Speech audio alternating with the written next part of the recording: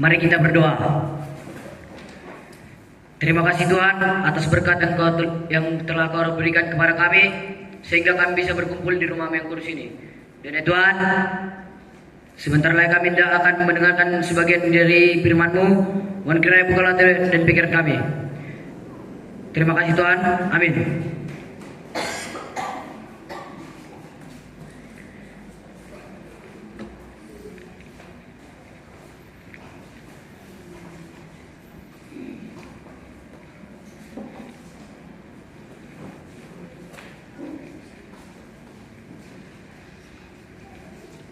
Shalom. Shalom.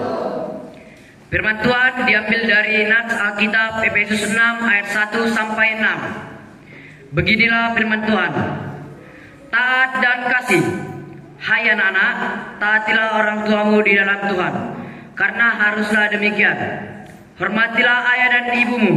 Ini adalah suatu perintah yang penting, seperti yang nyata dari janji ini, supaya kamu berbahagia dan panjang umurmu di bumi. Dan kamu, bapak-bapak, janganlah bangkitkan amarah di dalam hati anak-anakmu, tetapi didilah mereka di dalam ajaran dan nasihat Tuhan. Hai hamba-hamba, taatilah Tuhanmu yang di dunia dengan takut dan gentar, dan dengan tulus hati, sama seperti kamu takut kepada Kristus.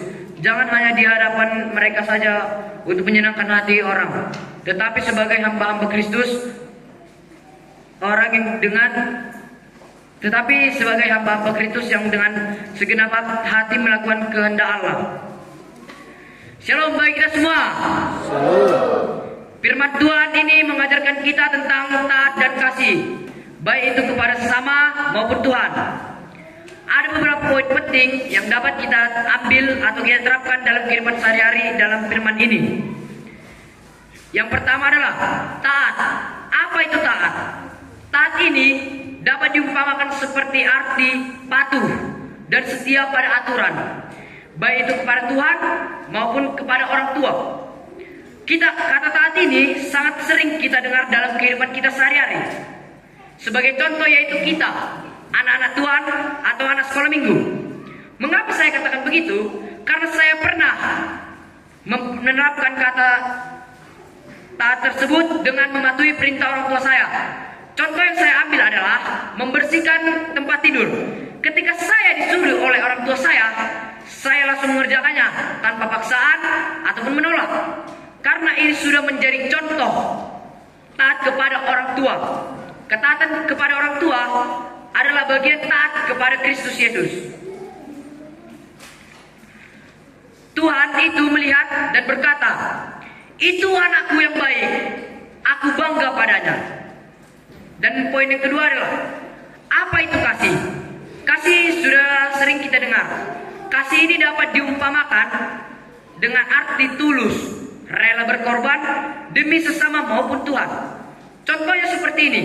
Ketika ada tetangga kita yang sedang kesulitan, sedang membersihkan rumah ataupun mengangkati barang, ketika dia mau pindah, kita harus membantu sebagai tetangganya dengan setulus hati, tanpa paksaan atau mengharapkan imbalan dari mereka.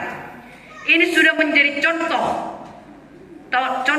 kepada kasih kepada sesama di dalam kehidupan kita sehari-hari. Poin yang ketiga adalah ada janji Tuhan untuk anak yang taat kepada Tuhan dan patuh di dalam dan penuh kasih. Di dalam firman Tuhan ini dari Nats Alkitab Efesus 6 ayat 1 sampai 6, pada ayat yang kedua dan ketiga, firman Tuhan berkata, "Hormatilah ayah dan ibumu, supaya kamu berbahagia dan panjang umurmu di bumi." Wow, itu adalah janji berkat. Tuhan menjanjikan dua hal dalam anak-anak yang taat dan penuh kasih dalam menghormati orang tuanya. Yang pertama adalah kebahagiaan, hidup yang damai, hati yang tenang. Dan yang kedua adalah panjang umurmu di bumi, bukan hanya panjang secara fisik, tetapi kehidupan kita diberkati oleh Tuhan.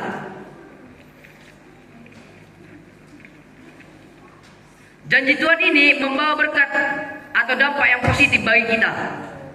Jadi bukan cuma dapat pujian dari orang tua, tetapi kita dapat hadiah melalui Tuhan Yesus Kristus. Poin yang keempat yang dapat kita ambil adalah zaman sekarang banyak hal yang bikin anak-anak susah taat kepada orang tua. Di zaman sekarang kita manusia sudah dikuasai oleh era teknologi. Contohnya adalah terlalu lama main HP. Ketika kita bermain HP, kita semakin lupa apa tugas-tugas kita sebagai anak di rumah yang diberikan oleh orang tua ataupun guru. Kita menjadi anggap remeh tugas tersebut karena sudah dikuasai oleh era teknologi. Tetapi era Tuhan itu beda. Mengapa saya katakan berbeda? Sebagai contohnya saya ambil seperti ini. Ketika mama saya bilang, "Nak, tolong matikan TV dan belajar." Saya menjawab, "Siap, Pak." Mengapa saya katakan begitu? Karena itu adalah suatu taat kepada orang tua. Itulah dia contoh-contoh anak Tuhan yang baik. Jadi mulai hari ini kita harus menerapkan 3B. Yang pertama adalah lakukan perkataan orang tua. Yang kedua adalah bersyukur kalau disuruh, bukan marah-marah. Dan yang ketiga adalah berdoa supaya Tuhan bantu kita jadi anak yang baik dan rajin. Jadi yang dapat kita ambil dari renungan kita ini, kita itu harus mendengarkan nasihat orang tua ataupun Tuhan melalui orang tua. Tuhan itu menjadikan orang tua kita itu sebagai pedoman atau landasan dalam kehidupan kita, supaya kita menjadi anak yang taat dan penuh kasih sayang dan penuh kasih. Amin. Mari kita berdoa. Terima kasih Bapa, terima kasih Roh Kudus atas berkat-Mu dan cinta kasih-Mu pada sore hari ini. Ya Bapa, masukkanlah hati dan pikiran kami, renungan kami tadi ya Bapa, agar bisa kami terapkan di dalam kehidupan kami sehari-hari. Dan ya Bapa, baik dosa pelanggaran telah kami perbuat, hapuskanlah itu sengaja pun atau tidak sengaja, karena kami adalah anak yang berdosa. Dan ya Bapa, walaupun kami anak yang berdosa, dan ya Bapa, terpujilah nama-Mu mulai hari ini, esok sampai selama-lamanya. Amin.